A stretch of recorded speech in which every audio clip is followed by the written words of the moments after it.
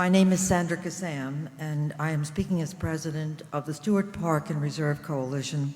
Our organization saved 7,000 acres of open space adjacent to Stewart Airport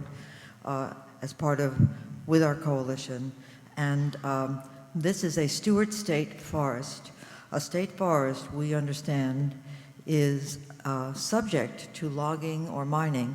And as a result of this vulnerability, we were very concerned about this whole process, and we are in full support of the Catskill Mountain Keeper and with all other groups that oppose fracking in our state and elsewhere. We believe that the very fact that the EPA is currently engaged and moving forward in a study of this issue is indeed a credit to the Mountain Keeper and other groups which have raised a yellow light regarding this whole matter and have brought it to the point where government agencies and other officials have become involved. This is quite a contrast to many other places where the industry has come in and simply established themselves for better or for worse. Water pollution is always, to some degree, a crime against life. And in the EPA study, Spark would like to see some of these following points. Some of them have been touched on, I agree, but still I believe they bear repeating. 1, please study water supplies before and after drilling. And if the industry has kept records, it would be very interesting to look at those records on the part of the EPA and see how they compare with your own direct observations. Please study the alteration to the surface landscape, which of course includes clearing of vegetation and creation of a pad, et cetera, and how this affects local water supplies. Please study the impact of truck traffic, et cetera. And so finally, in conclusion, industry always takes a gamble with imperfect technology and lets the chips fall where they may and avoids dealing with consequences. We do not need more of that. Thank you very much. Thank you. Folks, just again, please keep an eye on the clock. We have fully 100 speakers, and I haven't yet gotten the walk-in list. Going to mess this up. Jurgen Wekerle from the Atlantic chapter of the Sierra Club. Very good. Good afternoon. There are no known beneficial impacts of hydrofracking, only adverse impacts. Everything we need to know about fracking we already learned in kindergarten. Oil, gas, and water do not mix. The only safe policy is to keep them separate from each other. Industry, however, is mixing a witch's brew of sand, toxic chemicals, and clean water in order to produce natural gas. Thereafter, those toxic chemicals, compounds, which are components of natural gas, will contaminate the millions of gallons of fracking wastewater. The issue of radioactivity in the drill tailings itself has not been addressed yet. Those drillings are unable to be put in municipal landfills in Pennsylvania, but they are in New York State. They are spread in New York State. Leachate derives from the landfill process, and that leachate is then processed in municipal sewage treatment plants, which is really incapable of processing those fluids. That is something that has to be included in the study. The highest priority of the EPA should be the protection of our drinking water, including municipal systems and individual wells in our rural and suburban areas. There can be no compromise of human health. There are no acceptable risk levels. Do we poison somebody all at once, or do we poison somebody a little bit at the time? What an insane calculus. Thank you very much. Thank you.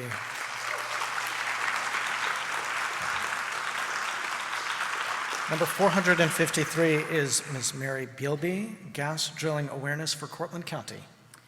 Hello, and I thank you for coming.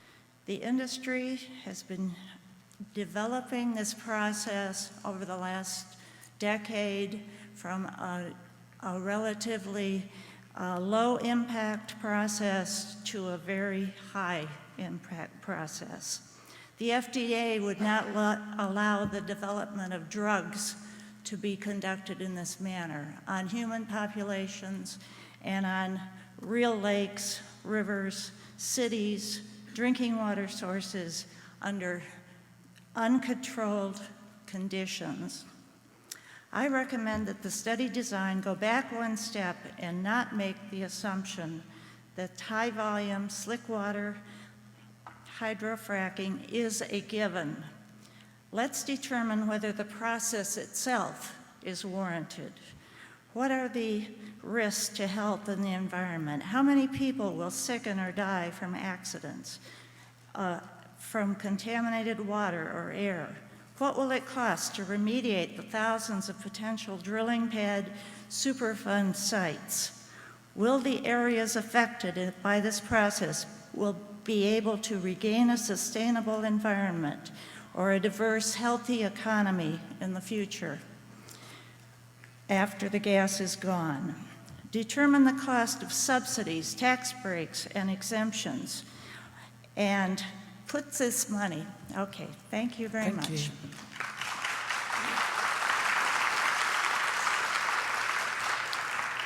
Number 454, Mr. Brian Conover from... Central New York Landowners Coalition. Thank you, sir. Before any special interest group became fixated on the natural gas industry, our coalition was here. We began many years ago studying industry concerns. We worked with geologists, scientists, our attorneys to develop a comprehensive lease to provide safety that we desired for our homes and our farms. We are the landowners, the homeowners, the taxpayers, and the original and true environmentalists in this process. We care deeply for our land, and we resent the caricature that upstate landowners are only money hungry. Today, I only request one thing. Professionals, I ask, please, through your websites, through your newsletters, through any media outlets that you have open, help us clear up all of the pollution, the information pollution that has and is yet being generated on this issue. The environmentally conscious pro-drilling camp do not have costumes, we do not have songs or chants or bands, we do not have downstate politicians parroting the taglines provided by their special interest financiers. We are not relying on emotion or sensationalism to achieve our ends. We are pleading for a fact-based, science-driven study that is not subject to the crafted media circus that is going on around us right now.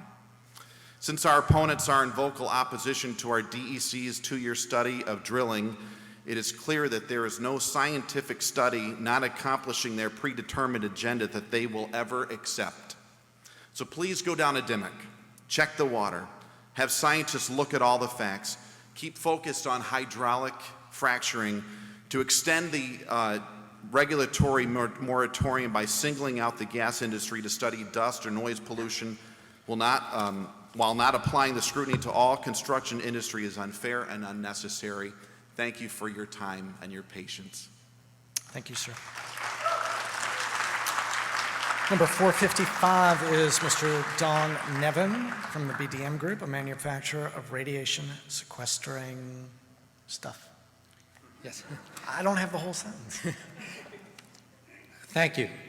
My name is Don Nevin. I'm here representing my own commercial interests and patent interests. I'm also a landowner in Delaware County. One aspect of the process which eventually may be cause for some concern is the inclusion of radium and other radionuclides in the backflow water. This is because when fracturing water is injected at high pressure, a pressure which exceeds the elastic limit of the shale rock, the failure of the rock liberates particles down to the molecular level.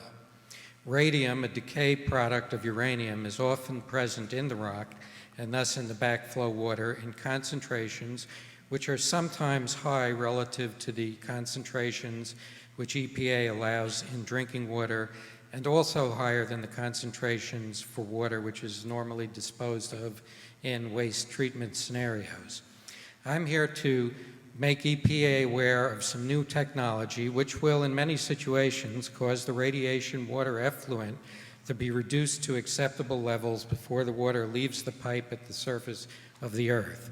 The advantage is that in many cases, only chemical and brine contaminants need to be treated and the radioactive component is absent.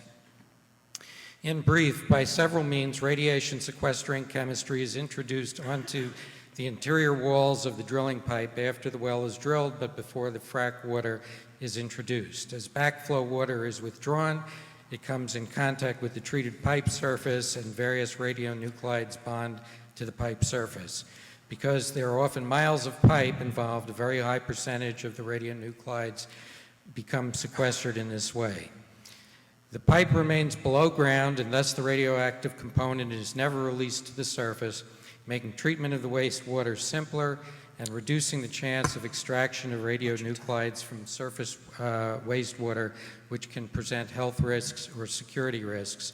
If required, the radionuclide matrix can be removed mechanically at a convenient time. Thank you, sir.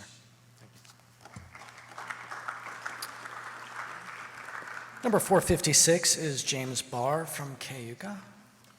Yeah, my name is Jim Barr. I represent the Cayuga Lake Association.